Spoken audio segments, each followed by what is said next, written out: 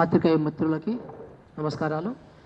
అట్లాగే స్టేజ్ మీద ఉన్న నా సహచరులు, బస్ యాత్ర సహచరులకి నమస్కారాలు. అందరికీ నమస్కారాలు. చాలామంది చెప్పారు.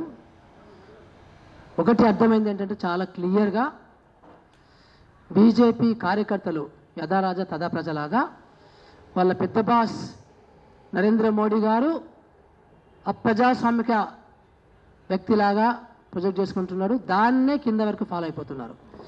చాలా క్లియర్ అన్నమాట. అదొకటి. రెండోది, మేము జై రాజ్యాంగం అంటే వాళ్ళు జై శ్రీరామ్ అంటున్నారు. మేము జై ప్రజాస్వామ్యం అంటే వాళ్ళు భారత మాతకి జై అంటున్నారు. కానీ ఎప్పుడు కూడా వాళ్ళు జై రాజ్యాంగం అంటలేరు, జై డెమోక్రసీ అంటలేరు. అంటే చాలా క్లియర్గా వాళ్ళకు వాళ్ళు ప్రొజెక్ట్ చేసుకుంటుంది ఏంటంటే, మాకు రాజ్యాంగం అంటే అసహ్యము, రాజ్యాంగాన్ని మేము రద్దు చేస్తాము, సో మాకు ప్రజాస్వామ్యం అంటే పడదు, ప్రజాస్వామ్యం అనేది మేము పక్కన పెడతాము అనేది కింద కార్యకర్తల వరకు అది జీర్ణించిపోయినట్టుగా ఒకటి చాలా కనబడుతుంది. ఇంకొకటి మాకు కనబడింది ఏంటంటే, చాలా క్లియర్గా ఈ దేశం కావచ్చు, ఈ రాష్ట్రంలో కావచ్చు, ధనవంతులు అంతా బీజేపీ వెళ్ళారు. ధనవంతులు, బాగా కంఫర్టబుల్ ఉన్న వాళ్ళు, కొత్త ధనవంతులు, డాక్టర్లు లాంటి వాళ్ళు, సో ఈ కొత్త ధనవంతులందరూ కూడా బీజేపీ వైపు వెళ్ళారు. మిగతా వాళ్ళందరూ కూడా న్యూట్రల్గా ఉన్నారు ప్రస్తుతానికి. సో కొంతమేరకు ఈ పార్టీకి ఉండొచ్చు. అది చాలా క్లియర్ కనబడుతుంది. అదొకటి మరి చాలా క్లియర్ అబ్జర్వేషన్. ఇంకొకటి, మేము ప్రజలకు ఏం చెప్పామంటే, బస్సు యాత్రలో మీరు గమనించండి, మోదీ గారు గత 10 సంవత్సరాలలో ఆయన ఏం చేసిండు, ఆయన ప్రభుత్వం ఏం చేసింది అనేది ఎక్కడ చెప్పడు. మీకు ఎంతమందికి ఉద్యోగాలు ఇచ్చింది చెప్పడు, ఎంతమంది పేదలకు ఇల్లు ఇచ్చింది చెప్పడు ఆయనే. అట్లాగే ఎన్ని కొత్త బడులు కట్టిండు, గవర్నమెంట్ బడులు కట్టిండు రాష్ట్రంలో చెప్పడు. ఎన్ని గవర్నమెంట్ ఆసుపత్రులు కొత్తగా కట్టించిండు అది చెప్పడు. అట్లా వ్యవసాయం రంగంలో ఆయన రైతులకి ఎంత మేరకు ఆదాయం పెంచిండు, రైతులకు సంబంధించిన ఏ స్కీములు కొత్తగా పెట్టాడు అది చెప్పడు. సో ఓన్లీ చెప్పేది ఏంటంటే, అదే సేమ్ నెరేటివ్స్, అవే కథనాలు, ప్రతిపక్షాలకు సంబంధించిన కథనాలు. పాకిస్తాను ఒక బలహీనమైన దేశాన్ని మన ముందు పెట్టి, ఆ బలహీనమైన దేశము మనలాంటి బలవంతమైన దేశాన్ని అట కబలిస్తుందట. అదొక నెరేటివ్. తర్వాత ముస్లిమ్స్ ఉన్నారు, వాళ్ళు 22 కోట్ల మంది, మన 100 కోట్ల మందిని ఏదో చేస్తారట, అదొక నెరేటివ్. ఇలాంటి ఒక అభివృద్ధి చేయకుండా ఇలాంటి నెరేటివ్స్, ఇలాంటి తప్పుడు కథనాలతోని, అబద్ధాల కథనాలతోని మొత్తము మన యొక్క యువత యొక్క బుర్రని చెడగొడుతున్నారు బీజేపీ వాళ్ళు, ఆర్ఎస్ఎస్ వాళ్ళు. అదొకటి మాకు బాగా కనబడింది. ఎందుకంటే అభివృద్ధికి నిర్వచనమే మార్చేసిండే ఈ మహానుభావుడు. అది ఒకటి మాకు బాగా ఎక్కువగా కనబడింది. అట్లాగే చాలామంది ఏమనుకుంటారంటే, అభివృద్ధి అంటే స్కూళ్ళు కానీ, ఆసుపత్రులు కానీ, వ్యవసాయం కానీ, ఇవన్నీ కూడా రాష్ట్రానికి సంబంధించినవి కదా, ఆయనకేం సంబంధించింది అనుకుంటున్నారు. కానీ మేము చాలా క్లియర్గా ప్రజలకు అందరికీ ఏం చెప్పామంటే, ఈ రాష్ట్రంలో వస్తున్నటువంటి జిఎస్టీ పన్నులన్నీ కూడా సగం పన్నులు కేంద్రానికి వెళ్తాయి, సగం పన్నులు రాష్ట్రంలో ఉంటాయి. కొన్ని పన్నులు, కార్పొరేట్ పన్నులు, ఇన్కమ్ ట్యాక్స్ పన్నులు 100% అక్కడికి వెళ్తాయి.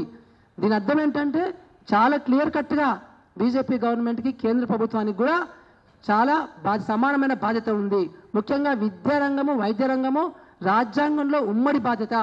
ఇలాంటి విషయాలు మేము ప్రజలకు చెప్పి, ఓహో కేంద్ర ప్రభుత్వం కూడా విద్య, వైద్యము, వ్యవసాయ రంగము ఇవన్నీ చేయాలి అనే ఒక విషయాన్ని మేము ప్రజలకి పంపించగలిగాము.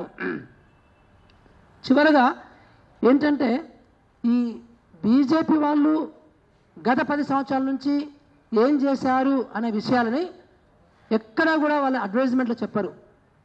మనకు కిషన్ రెడ్డి గారు 10 లక్షలు, మేము 10 లక్షల కోట్ల రూపాయలు తెలంగాణకి ఇచ్చినామని చెప్తారు తప్ప ఎగ్జాక్ట్లీ దేనికి ఎంత ఇచ్చింది అనేది చెప్పారు ఆయన. సో అట్లాగే వాళ్ళ అడ్వర్టైజ్మెంట్లో కూడా ఎక్కడ కూడా ఎన్ని ఉద్యోగాలు క్రియేట్ చేశాము, వాళ్ళు 20 కోట్ల ఉద్యోగాలు బాకీ ఉన్నాడు ఆయన వాగ్దానం ప్రకారము మోడీ గారు. సో దాంట్లో మేము చాలా ప్రజలందరూ చెప్పాము, ఒక్కొక్క జిల్లాకి మోడీ గారు ఇచ్చిన ఉద్యోగాలు ఆయన వాగ్దానం ప్రకారము 2,85,000 ఉద్యోగాలు రావాలి, మరి వచ్చినాయా, ఎక్కడ కనబడ్డాయా అనేది ఒకటి మేము చెప్పగలిగాము. అట్లాగే 2022 కల్లా దేశంలో ఉన్న అందరికీ పేదలకు ఇల్లు కట్టిస్తా అన్నారు. సో ఎక్కడైనా మీకు రాష్ట్రం మొత్తంలో, మీ మండలంలో, మీ గ్రామంలో ఎక్కడైనా పేదలకు కట్టించిన ఇల్లు కనబడ్డాయా అనే సమాచారాన్ని కూడా మేము వాళ్ళతో షేర్ చేసుకున్నాము. సో చివరిగా ఏంటంటే, ప్రజలకి అభివృద్ధికి సంబంధించిన కొంత మేరకు సమాచారం ఇవ్వగలిగాము. మోడీ గారు ఆ కథనాలని, అబద్ధపు కథనాలని, సో మతానికి అరౌండ్ మతం మీద ఉన్న కథనాలని, అది కాదు మనకు కావాల్సింది.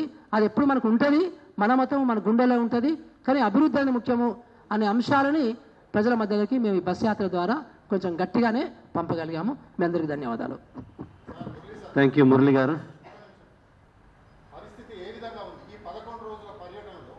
మీకు అంటే ప్రజల నుంచి స్పందన ఏ విధంగా వచ్చింది? ఏ విధంగా రియాక్ట్ అయ్యారు? మీరు చెప్తున్నప్పుడు ఏ విధంగా రియాక్ట్ అయ్యారు? అంటే పరిస్థితి, నేనే సెఫాలజిస్ట్ కాదు, ఎంత గెలుస్తారు ఎంత ఓడిపోతారు అది చెప్పదలుచుకోలేదు. మేము చాలా క్లియర్గా ఒక సింగిల్ ఆబ్జెక్టివ్తో పోయాం. అప్పుడు బస్ యాత్ర అనేది ఫోకస్, అది రాష్ట్ర అసెంబ్లీ ఎన్నికలు.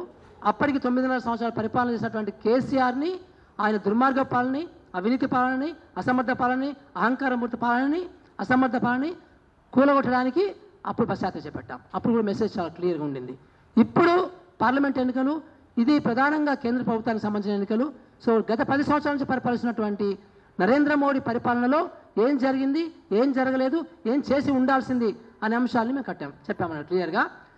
మాకు వచ్చినటువంటి ఫీడ్బ్యాక్ చాలా అద్భుతంగా ఉంది. సో చాలామంది కరెక్ట్ చెప్పారు సార్, మాకు ప్రతి దానికి మేము ఎవరికన్నా ఇండ్లు కట్టినా మోడీ గారు అంటే లేదు లేదు లేదు లేదు అన్నారు. ఎక్కడన్నా కొత్త పడి కట్టిన రాష్ట్రాలు మీకు అనిపించిందా అంటే కనబడలేదు కనబడలేదు కనబడలేదు అన్నారు. ఎక్కడన్నా ఒక మంచి ఆసుపత్రి కొత్తగా మోడీ గారు కట్టించినట్టు మీకు రాష్ట్రంలో కనబడిందా అంటే కనబడలేదు కనబడలేదు కనబడలేదు అన్నారు. ఉద్యోగాలు ఎక్కడన్నా మీ చుట్టాలలో, మీ పక్కలలో, మీ బస్తీలో, మీ ఊర్లో, మీ మండలంలో మోడీ గారు ఇప్పించిన ఉద్యోగాలు ఎక్కడన్నా కనబడ్డాయా అంటే లేదు సార్ అన్నారు. ఇదే స్పందన వాళ్ళ ప్రజలు, ఇంకేముంది. Thank you.